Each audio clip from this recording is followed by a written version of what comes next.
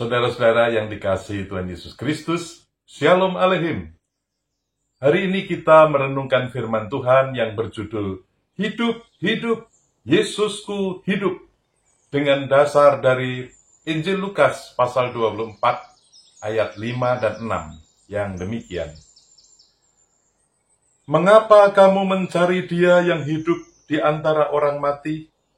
Ia tidak ada di sini. Ia telah bangkit. Ingatlah apa yang dikatakannya kepada kamu ketika ia masih di Galilea. Demikianlah firman Tuhan. Yang berbahagia ialah mereka yang mendengarkan firman Tuhan dan yang melakukannya. Tahukah saudara bahwa ayat ini menceritakan kejadian luar biasa yang terjadi setelah kematian Kristus? Di dalam Injil Lukas pasal 24 ayat 5 dan 6 ini, malaikat-malaikat berkata kepada para wanita yang datang ke kubur Tuhan Yesus, "Mengapa kamu mencari Dia yang hidup di antara orang mati? Ia tidak ada di sini, Ia telah bangkit." Kata-kata ini bukan hanya pertanyaan, tetapi juga sebuah pernyataan kebenaran yang mendalam, yang mempengaruhi hidup kita hari ini. Mari kita menghayati makna dan implikasi dari kebangkitan Tuhan Yesus Kristus bagi kita. Pertama, kebangkitan Kristus mengajak kita hidup dalam kebangkitannya. Ketika para wanita datang ke makam Yesus, mereka berharap untuk menemukan tubuhnya yang telah mati. Namun mereka dihadapkan dengan kebenaran yang menakjubkan. Yesus tidak ada di antara orang mati. Ia telah bangkit. Ia hidup. Demikian juga kita sebagai umatnya dipanggil untuk hidup dalam kebangkitannya.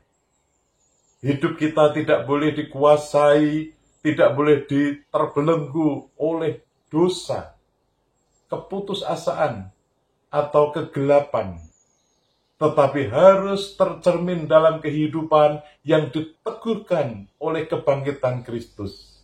Amin, saudara.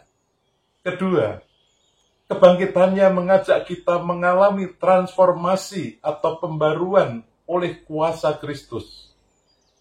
Kebangkitan Kristus adalah bukti kekuatan kuasanya. Ketika ia bangkit dari kematian, ia memperlihatkan bahwa tidak ada kekuatan di dunia ini yang dapat mengalahkannya. Demikian juga di dalam hidup kita.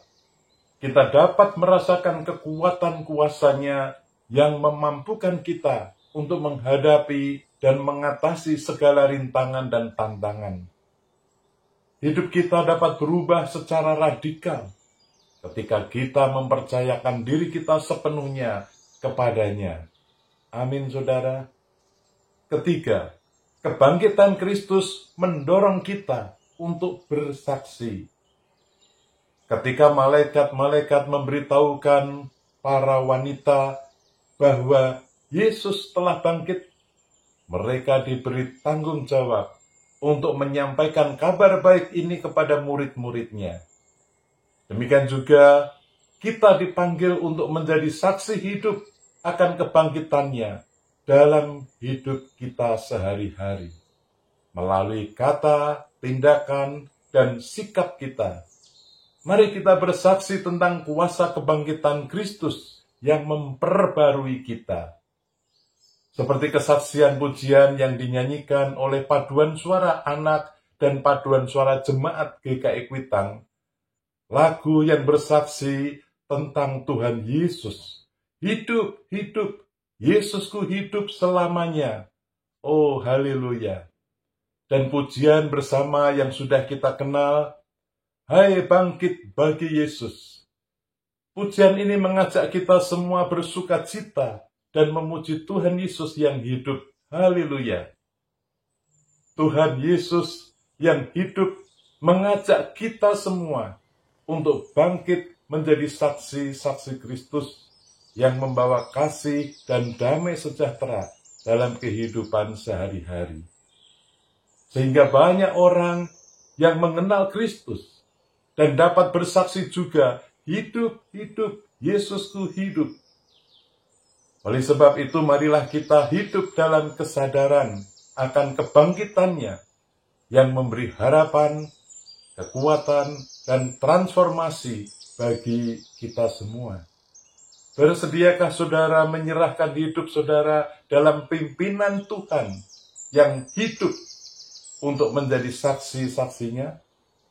Lakukanlah saja, itu sudah cukup. Amin. Mari kita berdoa. Ya Tuhan Bapa yang di surga, kami bersyukur karena kami boleh merayakan kebangkitan Kristus. Mampukanlah kami menjadi saksi-saksi Kristus yang setia. Dalam nama Tuhan Yesus Kristus yang hidup, kami berdoa. Amin. Selamat Paskah. Tuhan memberkati saudara dan keluarga.